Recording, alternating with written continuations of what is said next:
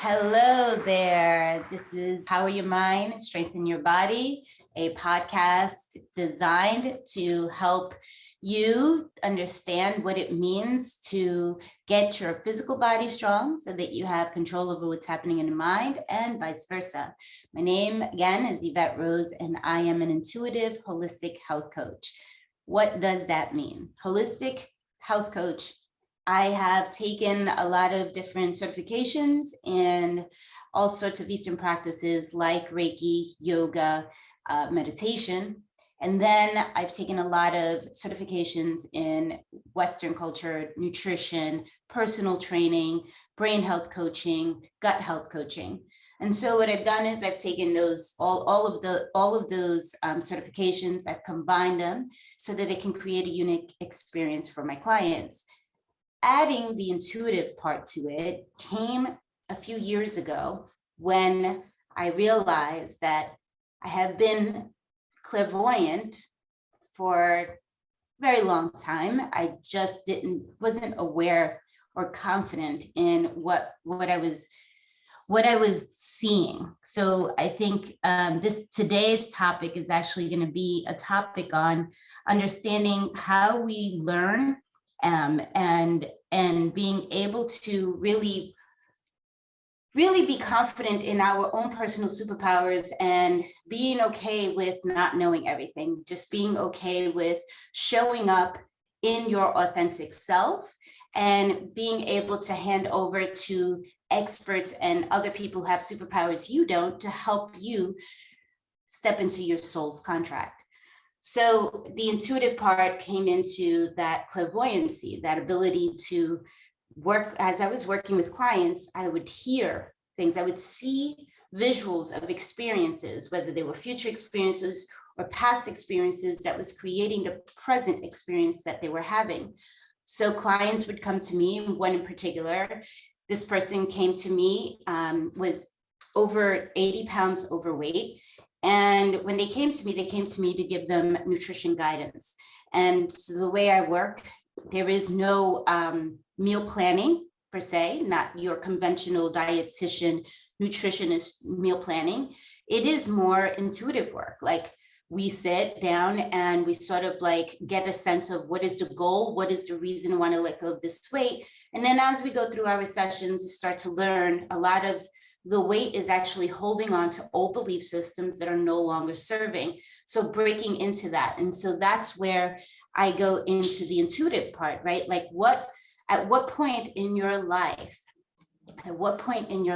did you notice that your beliefs, the belief system you were raised in, isn't working for you, is no longer serving you? If anything, it's holding you back from showing up as your authentic self. And so then we reassess that belief system. For another client, I had another client who came in. This client wanted to lose weight. They ended up losing 20 pounds. And it was because we found out a lot of the old belief systems that came from the family who put on the belief that, you know, they were fat and they ate too much of their food. And so these belief systems just carried on. And once we were able to break through that, the weight just started falling off. And the desire to want to eat healthier, the desire to want to move the body, the desire to want to show up in a healthier way became natural. So that's where the intuitive part comes in. It's like tapping into, okay, where in the chakra system, where did you get stuck? And that's the Eastern practice, right? Taking a look at the chakra system. And so today I wanted to share a little bit of a personal story of how at my age, this time and space, I am okay with who I am. So I had an opportunity to share a pitch deck for investment in my company. And for about 3 weeks, I struggled. Even though I've had pitch decks made for me, they didn't vibe with me. Like these pitch decks were made professionally. I had a full financial plan set up. And, you know, if investors came in, this is what they would get. But it never resonated with me. It looked beautiful, it presented well, but it wasn't me. And if I'm going to present this to someone, then I need to feel the vibration of it. And that's where the intuitive part comes in, right? It's like, who is this? It looks great. And, you know, it would probably sound amazing to people who are interested, but I wouldn't be able to follow through with it because it's not who I am. And so instead, this time around, I decided to write the pitch deck in my terms, my way, and in a way that I can understand what the story was, what was the vision behind the story, and how do I see it executed and moving forward? And what do I see the benefits are for anyone that were to step in to take the opportunity to invest in my brand? And after finally realizing 2 weeks of like struggling, is this like, should I make my own pitch deck? Should I give them the pitch deck that has been done? I finally just sat down and decided to write up my own pitch deck. I made it look the way I wanted it to look. And I sent it over to one of my board of directors, advisory board, and they didn't respond for like 2 days. And so I decided, you know what, I haven't heard from them, so I'm just going to send it as is. Turns out when I sent it, after I sent it, the advisory board member wrote me a bunch of pages that had some grammatical errors in it. And at first I thought, oh shit, you know, like that, you know, this is probably not going to look good. Then I realized I have a lot of learning that, you know, my brain is neurodivergence, which is something that I'll be covering. What does that mean? What does that look like? And how to work through that. And part of my coaching, brain health coaching, is to work with neurodivergent people. Neurodivergence can mean dyslexia, ADD, ADHD, depression, anxiety.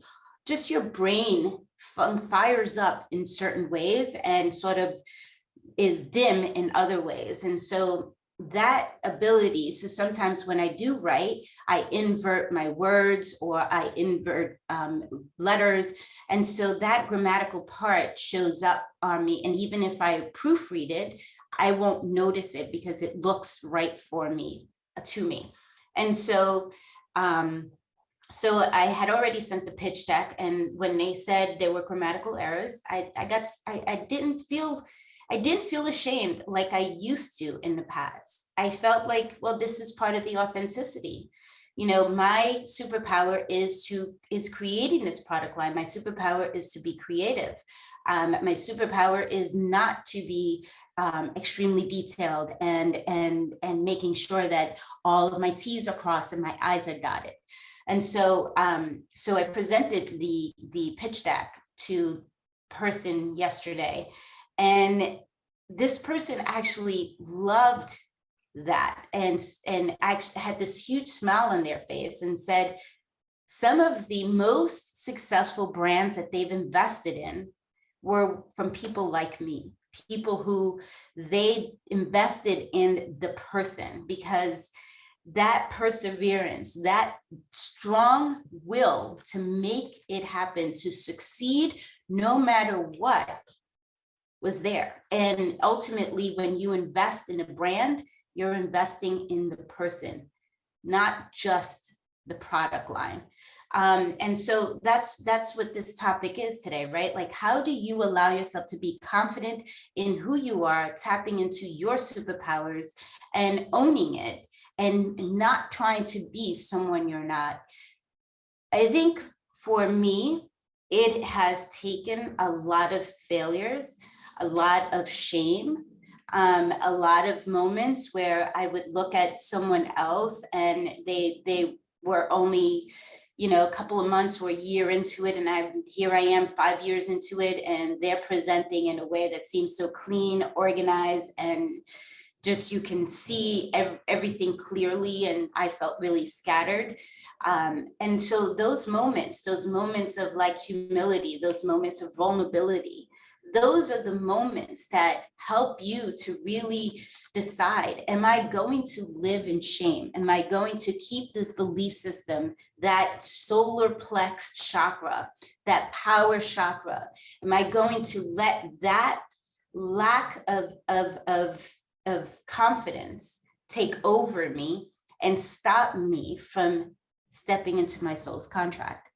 Or am I going to realize that I am unique? This is me. I show up every single day. I do what I can as I do. And ultimately, whoever my people are will be my people. And whoever is meant to be part of this will be part of it. And that's how you have to see it. You have to be okay with the failures. You have to be okay with the shame. You have to be okay with the lack of confidence you feel, the vulnerability that you might have. Because once you allow yourself to, you give yourself permission to be that person that that is okay with failing, and that is aware that failure is the most important part of success, then you can do what you're supposed to do without the block that may come. You know, there were moments when I felt like I wasn't smart enough or good enough to be able to put a product out there that was successful. And that, had I let that chatter, that monkey brain, that noise take over me, I don't know what I would have been doing today. I could have stayed a housewife, a mom. My legacy would have been, oh, she was a great mom, or, oh, you know, she made us great dinners. You know, it's like, ultimately, that wasn't the role, that wasn't the legacy I wanted to leave. I want my children to see that it's okay to fail. I want my children to see that it's okay to not be perfect. And so when I realized like those were the important things for me to teach my children, then that meant I needed to show up. So that's the most important aspect. If you are willing to fail, if you are willing to sometimes be humiliated, if you are willing to just show up anyway, even if, you will succeed. Because ultimately, that's what we have to do. We have to show up anyway. You know, my son and I were talking yesterday, and we were thinking about, you know, some celebrity that we know, and how this celebrity, when outside of acting, is in front of us, seems so cool, so good looking, like has it all together, right? That's what, but the acting that they do, they have to do all of these corny things, like all of these weird outfits, all of these weird experiences. And my son and I were laughing while we were thinking about it. And it's like, that actor, when you see it on the outside, looks amazing. And it looks like, wow, you know, got it all together. But behind the scenes, there's so many corny, silly things that they have to do to create that acting role. And they're okay with it because they know that the outcome of the movie is going to give them what they desire. And so it made me, again, smile and think, like, just because we see it on TV looking perfectly, the stuff that's happening behind the scene isn't so perfect, and can be really silly and can be even embarrassing. But ultimately, those embarrassments, those silliness, shows up to be the best movie ever, or the best song ever, the best fashion line ever. I don't know, you know, all of those things. So the idea that if you can find your essence, if you can think back on who was that little girl or that little boy, or that they, you know, however you identify, if you can look back and see that person and think of, like, who was this person? What made this person's, what made your light, what made you light up? What made you feel like, I'm here, this is it, this is what I'm supposed to be doing? And then just go forward and just put yourself out there and know that you won't be the first person that's going to fail. You will not be the first person to make a fool of yourself. You will not be the first person that's going to go home and cry and feel as if they should have done it differently or better. having no regrets, but showing up every day with a new experience. And I'm going to close this podcast by sharing there's a really important thing I learned from Dr. Joe Dispenza. And it goes like this. If you wake up in the morning and you're already thinking about what happened yesterday, or you're worried about what's to come, then how do you expect to create your desired experience when all of your energy is being sucked into things you no longer have control of and things you have no idea are to come? If your energy is pushing and pulling, then how do you expect to show up and create the life that you desire? And so when you wake up in the morning and you take that breath that's bringing you in out of dream state and into a new day, take your time. And when you hear the noise, or when you see the visions of what was, the embarrassed times or the moments and all of that, just stop yourself and say, that's not the experience I'm looking to create. And start to think, what is the experience I want to create? Who am I today? What am I going to do today to get myself closer to the life that I desire?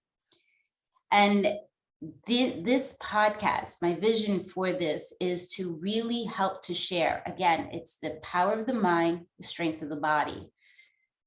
Your subconscious, let's just say your subconscious is that screenplay, right? That screenplay that has been written.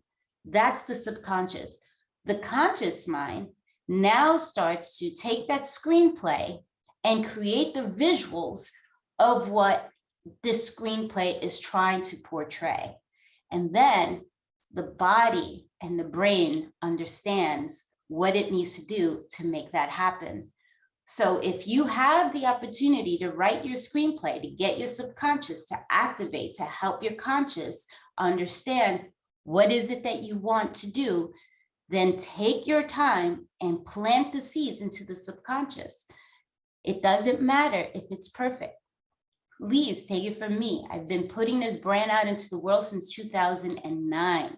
And I have had many brands that have taken ideas from my product line, ideas from my vision, and they've been able to successfully put it out there. And yes, there's that human part of me that goes, oh, fuck, they took my idea. Or of course they did, they're prettier than me, they're smarter than me, they're better than me. And then there's the part of me that goes, I'm happy that somebody else was able to put it out to the world, because I am not doing this for financial gain. I am doing this because I truly feel this is my soul's contract. So as long as I don't give up, my time will come. So the subconscious is aware that there are no limitations, that we are here and we will show up every single day. And now my conscious mind understands, oh, there is no option here. We are showing up every day. So even if we have to public speak and shake while we're doing it, even if we stumble on our words and forget what we were going to say, doesn't matter. The conscious mind is saying, it doesn't matter, we're going to show up anyway. So now my body is in alignment and my body is showing up, and we're doing it anyway. And we're doing it as we do it. Doesn't have to be perfect. It just has to be authentic. It just has to feel right in your body. And back to that story of the client. So the client came to me. This client was over 280 pounds, close to 300 pounds when they came to me. We didn't create a diet plan ever. We went through very different psychological things different belief systems. And when I do belief systems, I do them based on the chakra system. And I take a look and see, like, at what point was your creativity stifled? At what point was your confidence shattered? At what point did you feel like you didn't belong in this world? At what point did your heart break so much that you shut yourself down? At what point were you not heard when you tried to speak? And so we did all of that work, but we didn't, this person is not spiritual, this person, no meal plan done. When we did the assessment, a year later assessment, that client, not only did that client lose 80 pounds not being on a diet plan, the lab work, because I believe in science, the lab work matched the results of the weight loss. So this client is 2 years later, continues to lose weight, but without effort, without needing to be on strict diet plans and worry about how many calories they're putting into this body. The other client that I had, this person who wanted to lose weight and came to me, and again, was at a state of depression, a point of seeming like they didn't feel like they had a purpose. And this client, within 3 months, lost over 20 pounds, no diet plan. All we did was bring out the authenticity in this person. And it turned out that they were not identifying as the person they wanted to identify as because of embarrassment of what others, family members, would think, right? So once that clarity came in, once that understanding came in, the weight just fell off. The desire to want to eat healthier, the desire to be more mindful naturally started to happen. So I'll close this podcast by saying, show up for yourself authentically, learn who you are, tap into all of these different elements of your belief system in belonging in this world and having purpose, of your belief systems that you are here to create, here to manifest, of your belief systems that you have the power and you have the confidence, you have the ability to create the life you desire.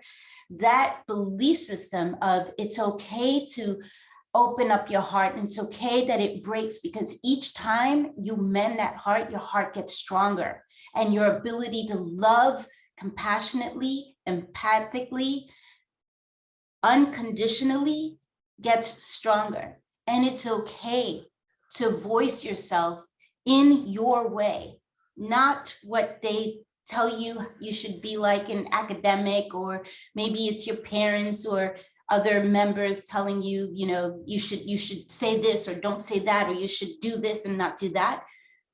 Take a look at all of those different belief systems and start to unravel them and start to get to the essence of who you want to be. So to go in line with belief systems and understanding, sometimes food can go into the body. And as we are now very aware of, we have a microbiota that is very impacted by your environment, by the foods that you eat. It is important that you allow yourself either opportunity to fast, opportunity to cleanse when you're going through that work. And so that's the product line in Jewel Goddess, the brand that I created. That was the vision behind this brand. The vision behind this brand is to help you put food into your body, put herbs into your body, put all of these amazing plant medicines into the body, so that you would have more clarity into what is your soul's contract, what is the life that you desire. And so check out jewelgoddess.com, Joule goddess.com,